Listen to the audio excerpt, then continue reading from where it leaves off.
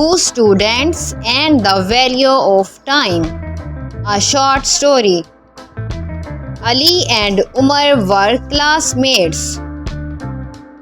Ali was always one time, studied regularly, and completed all his work.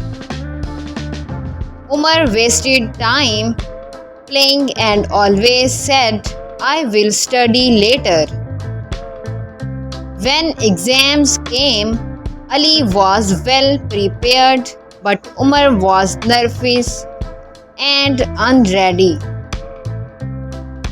After the results, Ali scored top marks, while Umar failed.